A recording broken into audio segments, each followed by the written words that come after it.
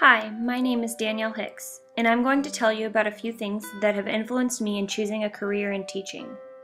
As young as 5 years old, I met a good friend of my parents.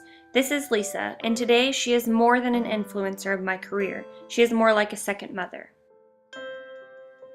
Lisa has shown me what it's like to be passionate about having a job. She always tells me that being a teacher doesn't ever feel like a job at all. Lisa has also introduced me to many of her other teacher friends, who have also had very strong impacts on me and wanting to be a teacher. The more that I heard comments from Lisa and her teacher friends, I began growing an interest in seeing what it would be like to actually be a teacher. So I started to visit Nadine Kajawa, which was also Lisa's school that she taught at in Aldine ISD. For starters, I just began helping her set up and decorate her classroom before the school year started. But then, as I continued to work in her class, I became more comfortable and realized that this is something that I could actually do. After volunteering for 2 years, at the end of the second year, feeling how comfortable that I was in the classroom, I realized that it was exactly what I needed to do. It was time that I go to school and learn how to be the best teacher that I could possibly be. After getting to know these wonderful kids, my heart melted for them. Hearing their stories, not having enough to eat or clothes that fit, they gave me a new inspiration, to be a hope for them, even though they may not get the encouragement from home. I knew that having a hopeful teacher could change their world forever. Longing to make a difference in their lives grew stronger and more persistent. I realized that I didn't have to wait until I had a teaching certificate and a class of my own, but that I had resources now right in front of me that could be used today.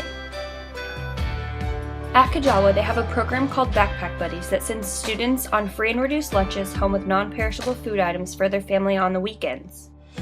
After hearing about this on the announcements, I had a bright idea. This was the absolute perfect resource for me to use to make an impact on some of these children's lives. I knew I couldn't afford many backpacks on my own, so I took the Backpack Buddies idea to my work at David Weekley Homes.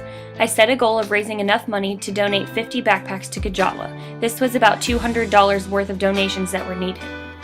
The marketing department helped recognize my fundraiser at a district-wide meeting by sending out a flyer to everyone who was going to attend.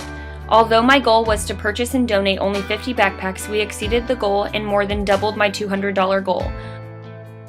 We raised almost $500. I located a nonprofit organization and found backpacks for $3.50 to $5. With a little bit of determination and a warm heart for these children, I am now able to provide the school with 40 backpacks that they can use for Backpack Buddies and also provide backpacks for 65 less fortunate students with a backpack for the school year.